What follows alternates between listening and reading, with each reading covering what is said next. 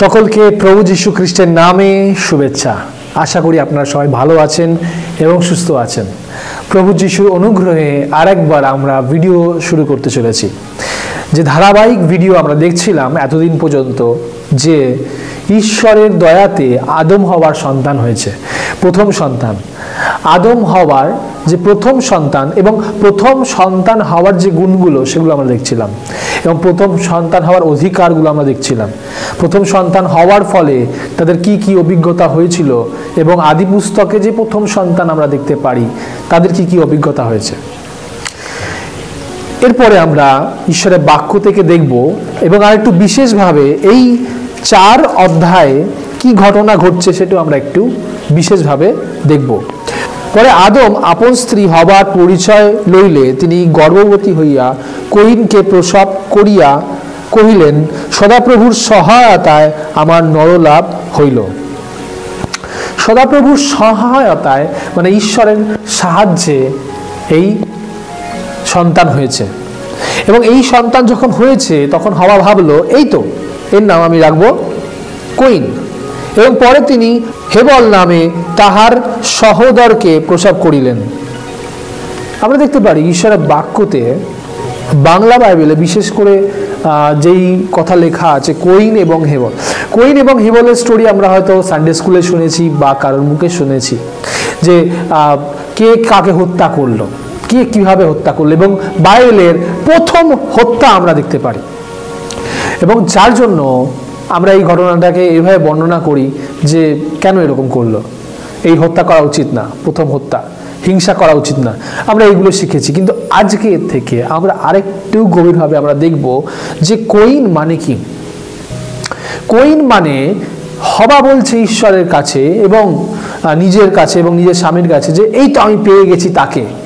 এই আমি পেয়ে গেছি তাকে মানে হচ্ছে, এখানে বলতে চাইছে, তার জন্য তার নাম রেখেছে কয়িন, মানে এই তো পেয়ে গেছি, এই সে। তো ঈশ্বর প্রতিজ্ঞা করেছিলেন হওয়াকে যে তোমার নরলাভ হবে, বা তুমি তোমার বংশ সেই দিয়াবলের বা সর্পের বংশকে চূর্ণ করবে। তাই যে প্রথম সন্তান হলো, হওয়া ভাবছে যে এই সেই বংশ যে দিয়াবল বা শয়তান বা সর্প তার মস্তককে চূর্ণ করবে। কিন্তু আমরা দেখতে পারি যে সেই নিজেই পবিত্র নয়, সে নিজেই শয়তানের জালে জড়িয়ে পড়ল। পরবর্তীকালে আমরা ধীরে ধীরে এই বিষয়গুলো আমরা আরও দেখতে পারি, যে সে কি পাপ করলো। সে মানুষের উদ্ধারকর্তা তো হওয়া দূরের কথা, নিজেই এত পাপে জড়িয়ে পড়ল, যার জন্য আমরা দেখতে পারি যে সে কি অন্যায় করলো।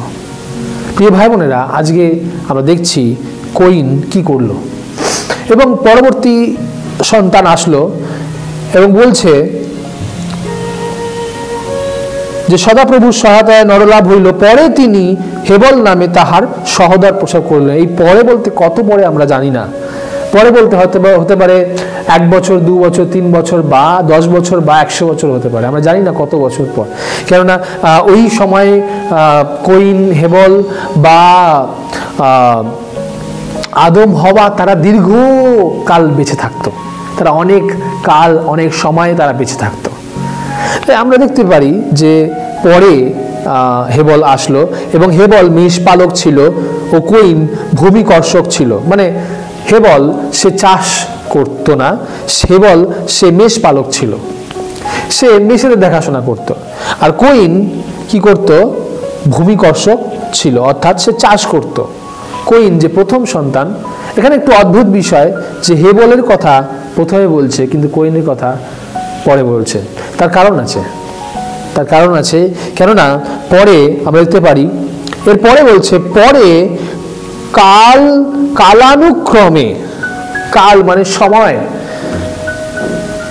অনুক্রমে মানে সময়ের দীর্ঘতায় বা সময়ের অতিবাহিত হওয়ার পরে, কিছুটা সময় পরে কয়িন উপহার স্বরূপ সদাপ্রভুর উদ্দেশ্যে ভূমির ফল উৎসর্গ করিল।